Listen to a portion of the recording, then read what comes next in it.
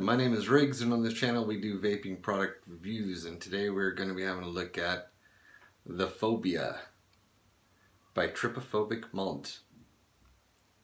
Single 18650 mechanical squonking device.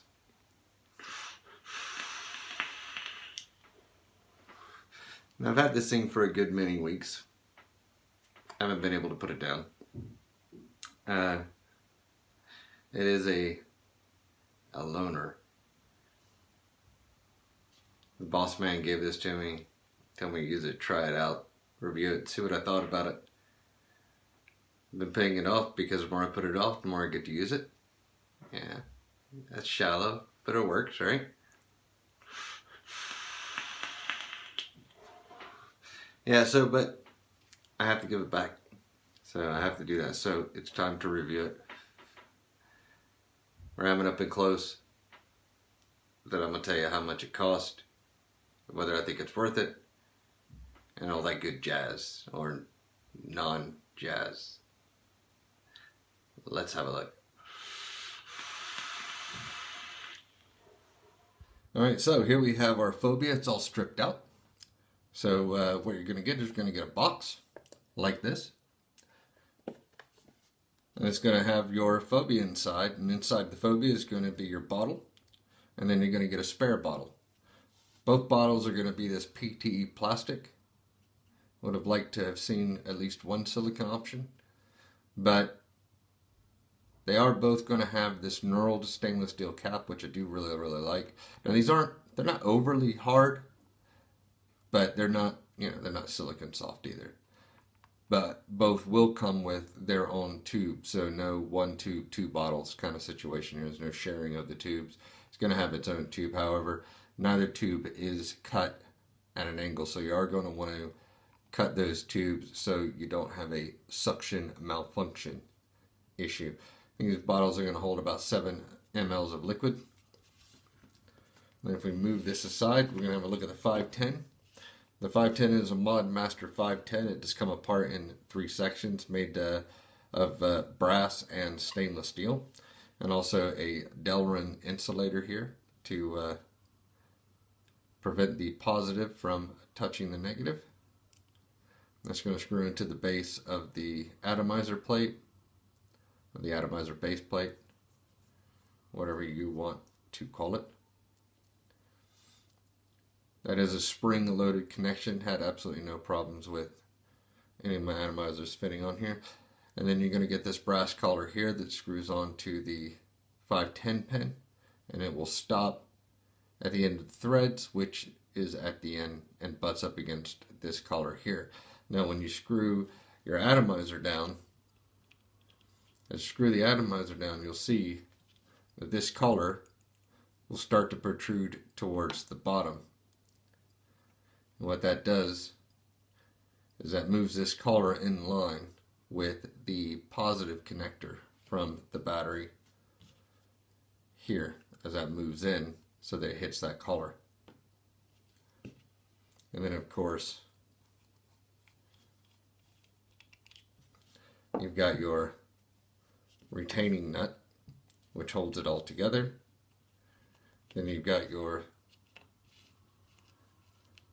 silver negative contact, which will go over your 510 like this. The tolerances are very tight to make a good connection with it. So if you go in at a bit of an angle, it's going to get a bit stiff to slip it in there. Like I said, they are tight. It will wiggle its way out if you're careful with it. You're going to get this, well, this one here, this is a custom door. The normal door that comes with the Phobia, very similar to this sort of design, with your finger hole cut out here for your squeeze bottle. And you're going to get 2 magnets. They're recessed in from the back of the door, and these will connect to the battery. However, the door snaps into place fairly well that you don't need the batteries to hold the door in. it does fit nice and snug. Like I said, the tolerances are extremely well measured out on this device.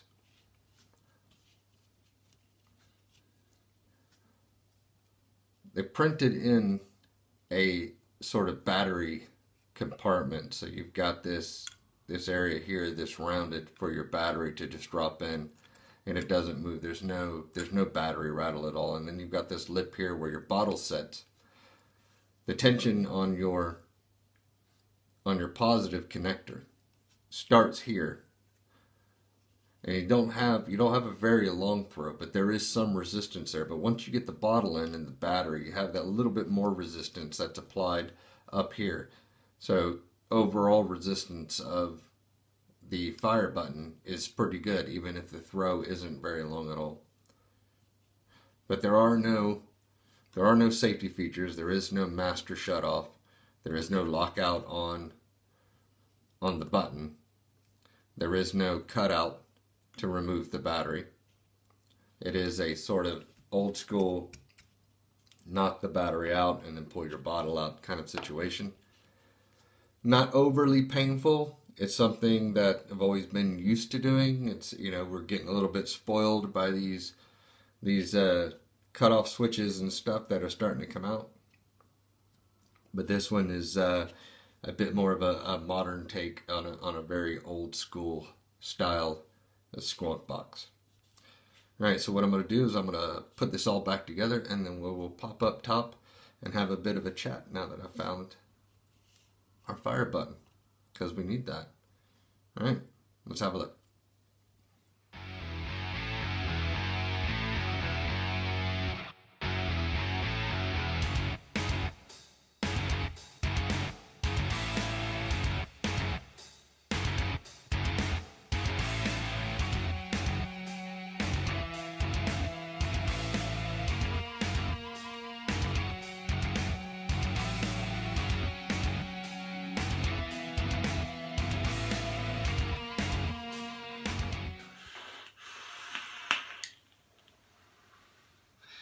Oh, that was a trip down the up and close with the Phobia.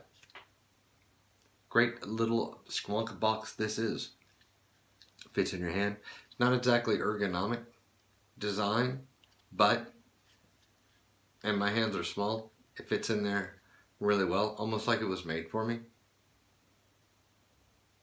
No, he's not gonna fall for that one, is he? No, no chance of that. But it fits really, really good in the hand, and the contacts are silver. Modmaker 510 to tie it all together. It's pure silver. It's not beryllium copper plated in silver that can wear the silver off in time as you put the battery on, or put the battery in and take the battery out. It can wear the silver plating off, and then you're left with copper. So there could be, you know, a little bit of a drop there in the voltage. There's very minimal voltage drop in this at all. It's quite the little throat puncher. I've really enjoyed using it these last few weeks, and it's made from alumide, alumide.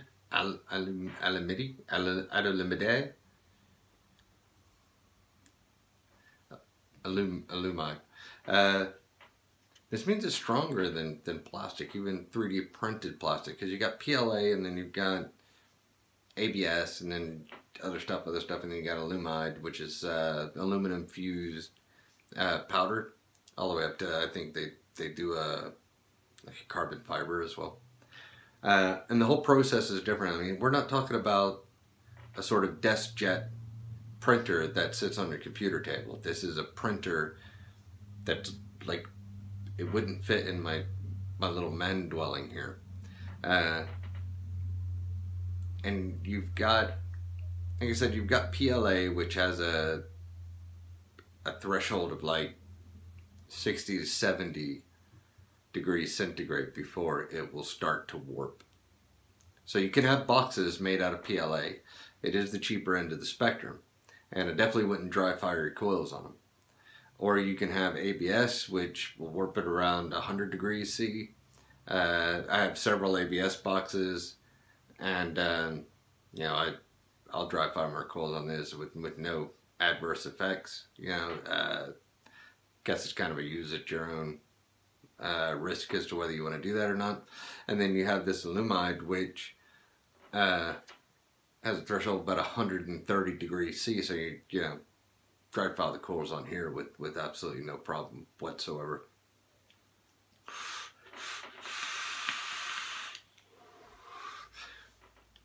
Spring loaded 510.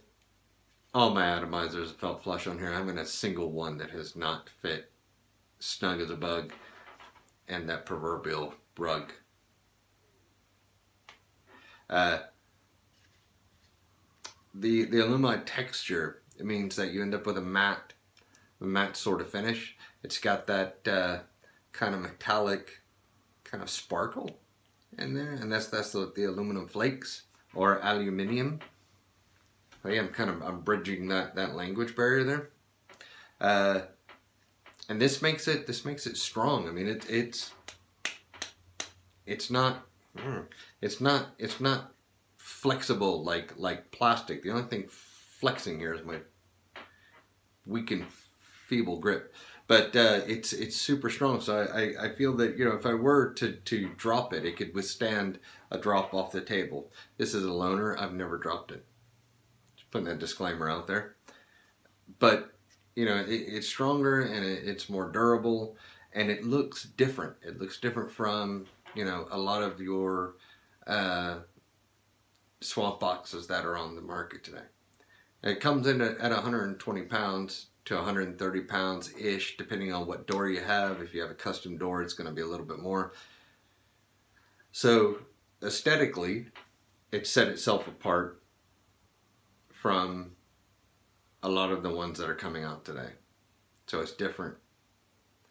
Performance-wise, it sets itself apart again from a lot of the ones that are coming out today without having to spend several £100s to get you into that sort of niche high-end market.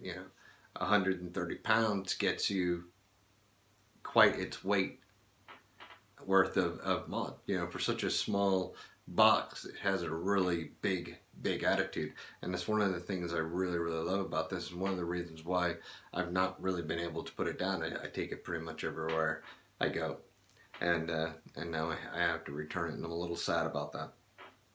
I really enjoyed doing it. So yeah, that is the Phobia from Trypophobic. I think it would make a nice little addition in pretty much anybody's arsenal of squonkness. Rigs out.